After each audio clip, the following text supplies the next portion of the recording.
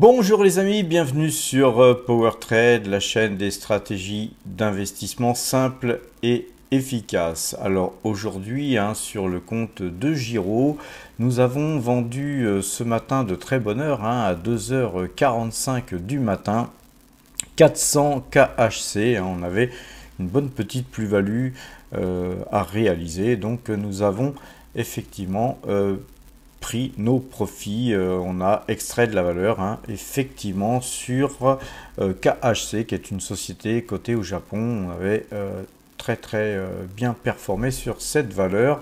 Et puis dans le début d'après-midi, le CAC 40 est passé acheteur. Et bien nous avons tourné notre position avec des pertes cette fois-ci, mais nous avons tourné notre position comme vous voyez, avec deux contrats pour en avoir un en pause, avec d'autres titres qui sont donc achetés depuis un PEA. Donc nous avons acheté 40 Pernod Ricard acheté à 168,60 €. Nous avons acheté 5 Oréal à 407,15 €. Nous avons acheté 8 SML Holding à 555,80 € et puis 2 Hermès à 1879,60 € ainsi que 200 Coface qui ont été exécutés à 12,94 € et puis aussi la fameuse action Lotus Bakery. Nous avons donc acheté une action Lotus Bakeries à 7470 €. Évidemment, oui, elle est chère, cette action, elle est même très chère, mais c'est vraiment une superbe valeur dont je vous parlerai dès que je pourrai. Vous allez voir que c'est vraiment une société de croissance, avec vraiment une vraie croissance des bénéfices. Et vous voyez qu'il n'y a pas besoin de partir aux États-Unis pour trouver des valeurs de croissance. Par contre, voilà, elles sont parfois très chères. Et c'est une valeur qui est cotée en Belgique. C'est une société belge. Et puis sur un autre compte PEA, nous avons acheté 5 actions L'Oréal, acheté à 406,80 €, une action Lotus Bakery, toujours cotée en Belgique, à 7470 € et 3 ASML Holding qui ont été exécutés à 556 € les amis. Après vous avoir montré les ordres qui ont été passés donc aujourd'hui, je vais vous montrer donc le portefeuille Power Trade qui a encore beaucoup bougé aujourd'hui, puisque nous avions vendu KHC qui était donc une société qui est toujours d'ailleurs une société japonaise. Donc nous avons dégagé de ça avec une bonne plus-value, et puis donc c'était une petite ligne ceci dit. Et puis par contre rappelez-vous, hier je vous avais montré qu'on avait énormément de cash, et donc on a commencé à réinvestir ce cash puisque le CAC 40 s'est montré acheteur. Nos algorithmes ont été déclenchés à l'achat aujourd'hui. Je vous avais donné le point hier soir.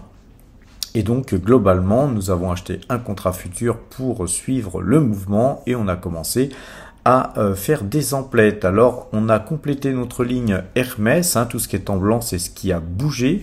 Donc, Hermès, aujourd'hui, c'est 22 titres. 22 titres Hermès, ça représente 4,53% de notre portefeuille en termes d'allocation d'actifs. On a aussi acheté 300 Coface.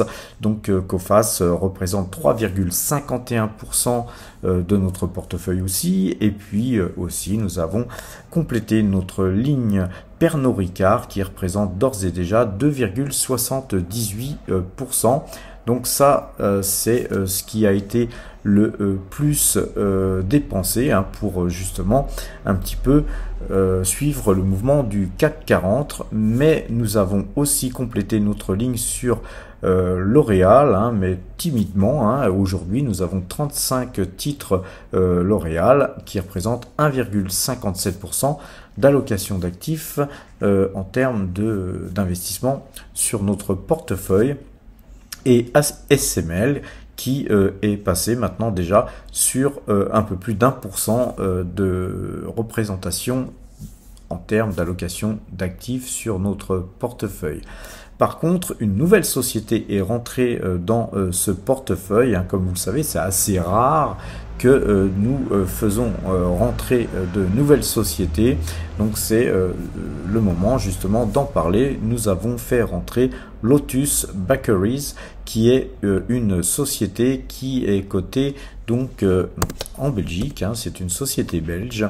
Et c'est une société qui est en forte croissance, qui fait des biscuits, hein, des spéculoos. Ils font même maintenant des crèmes spéculoos qui sont beaucoup utilisées pour faire des gâteaux aujourd'hui. Et cette société a, à mon avis, un potentiel de croissance encore énorme dans la création de nouveaux produits, dans le développement de la vente de ces produits un petit peu partout dans le monde. Parce que finalement, on ne trouve pas forcément énormément de spéculoos dans tous les supermarchés. Et là, je parle à l'échelle internationale. Voilà, donc nos espèces ont légèrement fondu aujourd'hui, hein, mais elles représentent quand même 23,97% du total de notre portefeuille. Et c'est quand même 218 764 € qui sont toujours au frais, hein, prêt à faire feu, les amis. On se presse pas pour acheter, hein, on va pas non plus faire n'importe quoi. On essaye de sécuriser nos gains, hein, puisque nous avons quand même des gains de 164 757 € depuis le début de l'année, hein, et donc depuis le 1er janvier 2023, nous avons donc un résultat de plus 22,03%, ce qui est assez exceptionnel puisque nous faisons à peu près 10% de plus que le CAC 40, donc c'est assez important pour le signaler, dirais-je. Alors, le portefeuille débutant, quant à lui, il s'adjuge 164,98%, évidemment, puisque nous avons touché un petit peu de YouTube AdSense et un peu plus que d'habitude, donc ce portefeuille continue à booster. Au total, nous avons 927 € et quelques, et puis donc quand on fait les comptes, hein, par rapport au début de l'année où nous étions à 350 €, effectivement c'est un portefeuille qui monte fortement, mais aussi parce que nous avons des primes de parrainage et des Google AdSense. Ce portefeuille, vous pouvez le répliquer. Nous sommes aussi investis sur Total Energy, puisque tout ce que nous gagnons sur la chaîne PowerTrade, nous le réinvestissons dans ce portefeuille à but éducatif, de façon à ce que vous puissiez faire plus ou moins peu ou prou la même chose, pas forcément sur la même valeur comme Total Energy, mais simplement que vous puissiez avoir une épargne, parce qu'en fait le nerf de la guerre sur les petits portefeuilles tels que celui-ci, c'est l'épargne.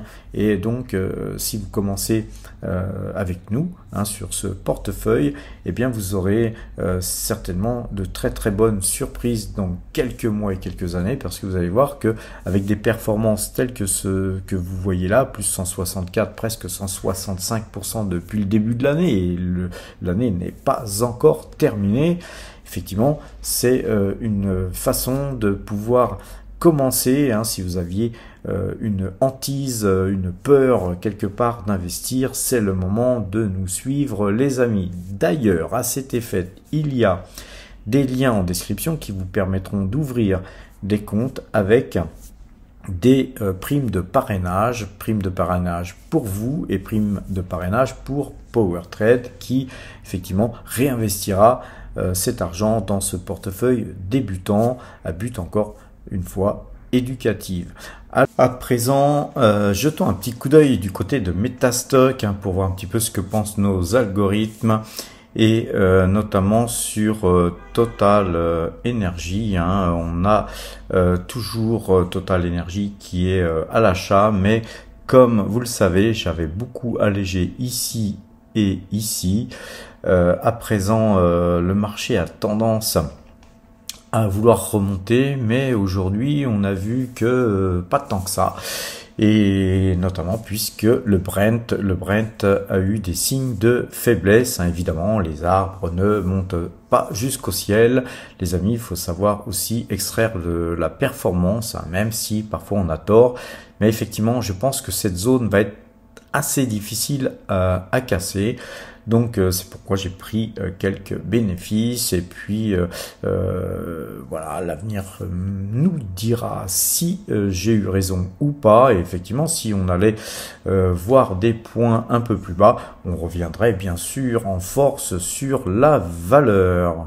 Alors rappelez-vous, on a un portefeuille débutant, on l'a vu tout à l'heure, ce portefeuille débutant sur le fichier Excel. On a vu que c'est un fichier Google Sheet, pardon. On a vu qu'il se portait très bien et que voilà, graphiquement, on a tout à fait un graphique que tout le monde aimerait avoir, hein. Tout le monde aimerait performer autant, évidemment, mais là, encore une fois, hein, c'est aussi parce que nous touchons des Google AdSense et des primes de parrainage. Donc, je vous rappelle encore que nous avons des liens en description si vous voulez ouvrir un compte, les amis. Aujourd'hui, on a dû couper et tourner, hein. Parfois, hein, les algorithmes, ils sont un petit peu capricieux, hein. Ça passe à l'achat, à la vente, mais en fait, ils sont pas si capricieux que ça. Ils sentent tout simplement une nervosité de marché et ils ne savent pas sur quel pied danser. Et pour éviter de nous faire perdre trop d'argent, eh bien, ils nous font couper, tourner, couper, tourner, couper, tourner, couper, tourner. C'est lancinant, les amis, mais n'oubliez pas, après une petite série de latéralisation où en général on gagne et on perd un peu d'argent, en fait, on reste pratiquement à ne rien gagner. Alors c'est toujours fatigant, mais à un moment donné, quand le signal est bon, eh bien, on repart de l'avant, un petit peu à l'image de ce mouvement qu'on a eu ici, ce mouvement ici et ce grand mouvement qu'on avait eu tout au début. Alors évidemment, les marchés sont capricieux, c'est pas toujours dimanche et il faut s'y faire. Alors nous allons voir justement le CAC 40, qu'en est-il au niveau des algorithmes? Il est passé acheteur aujourd'hui, tardivement, hein, et puis globalement, nous avons acheté bien sûr un contrat futur sur le CAC 40. Il repasserait vendeur à 7257,30 points. Hein. N'oubliez pas les amis, c'est un point important. Si jamais on redescendait de la sorte, ça, on pourrait dire que ça pue et que faudra pas oublier de couper, tourner notre position comme à notre habitude. On suit les algorithmes rigoureusement et rien de plus. Pour le DAX, les amis, c'est la même chose, hein. Il est passé acheteur aujourd'hui, il repasserait donc vendeur sur 15 692 points si ces points étaient touchés demain. Alors, à présent, passons du côté du compteur à pépettes, mais comme à l'accoutumée, vous allez me faire un petit pouce bleu, les amis. Vous abonner si vous ne l'êtes pas encore, activez la cloche, bien sûr, et si possible, on partagera. Alors, à présent que vous avez fait tout ça, allons voir le compteur à pépettes. Et le compteur à pépettes, là, il souffre un petit peu, hein, puisque, comme je vous l'ai dit tout à l'heure, hein, les marchés futurs, c'est très compliqué. Il faut savoir être très pro-réactif. Ce que nous avons fait aujourd'hui, puisque nous avons coupé notre position est tournée à l'achat. Donc voilà, nous avons gagné que 75 points dans un sens et puis seulement 9 points dans l'autre. Ce qui fait que nous gagnons 2719 points depuis que nous traitons cet indice, c'est-à-dire depuis le 1er juin 2022 avec 46 trades gagnants pour 42 trades perdants. Le DAX, lui, nous fait perdre 8 points en tournant et 8 points encore sur le trade en cours. Hein. Voilà, c'est pas classe, c'est pas super, mais c'est comme ça. Mais globalement, nous gagnons encore 3386 points. Je vous rappelle qu'il est traité à 25 € le point, le DAX. Et pour ce faire, nous avons dû traiter 29 fois gagnant et 29 fois perdant. Concernant le S&P 500, il n'est pas clôturé, hein, mais nous gagnons pour l'instant 9 points sur le trade en cours. Hein, il est toujours vendeur, le S&P 500, mais il est à la limite de passer vendeur. Rappelez-vous le point que je vous avais donné hier, hein, c'est celui qui est valable. Je vous donne pas le point d'aujourd'hui, hein, puisqu'il y a le point de demain, puisqu'il y a la Fed qui va parler, donc je ne peux pas vous le calculer. Il risque d'avoir des mouvements assez importants. Ce point ne serait pas bon avant la clôture, donc je le calculerai ce soir à la clôture. Ceux qui le veulent, vous me faites un message en commentaire comme à l'accoutumée les amis. Et ce S&P 500 nous fait gagner quand même 619 points depuis le début que nous traitons cet indice, avec 26 trades gagnants pour 26 trades perdants. Alors le Brent, lui, nous fait gagner 9,48 pips, hein, on repère un peu de terrain, hein, comme vous l'avez vu sur le graphique tout à l'heure. C'est 39,25 pips qui sont gagnés depuis que nous traitons le Brent, et pour ce faire, nous avons gagné 17 fois et perdu 8 fois. Toujours du surplace là à peu près, hein, sur l'eurodoll, hein, on gagne pas grand chose, hein, mais on est toujours positif sur l'eurodoll. On va voir ça tout de suite. Et oui, on gagne encore 6,53 € sur l'euro-dollar, mais c'est surtout sur les autres marchés futurs. Hein, on gagne 27 190 € depuis 14 mois. Hein, tout ça, les amis, sur le CAC, 84 650 € sur le DAX, 6 190 € sur le futur S&P 500 et sur les CFD Brent, on gagne 3 651 €. Et puis voilà, je vous l'ai dit, sur les CFD euro-dollar, 6,53 €. Hein, c'est la dèche sur l'euro-dollar, mais c'est pas grave, ce sont des petites pauses, hein. Mais au total, c'est quand même 6770 points qui sont engrangés depuis le début que nous traitons l'ensemble de ces indices. Et au total, nous encaissons 121 688 €. C'est pas rien, les amis, on s'en contentera. Encore une fois, soyez prudents, hein. Il y a la Fed là tout à l'heure, mais il y a aussi le pétrole qui commence à poser question, et donc les opérateurs, hein, les investisseurs craignent l'inflation, comme je vous l'ai dit dernièrement. Je ne vais pas encore vous rabâcher tout ça, mais effectivement, tout ça, quand les gens ne savent pas, beaucoup vendent, car quand on ne sait pas, le mieux c'est de s'abstenir. Et sur les marchés financiers, c'est la même chose. Voilà les amis, je vais vous souhaiter une excellente fin de soirée. Portez-vous bien et à demain.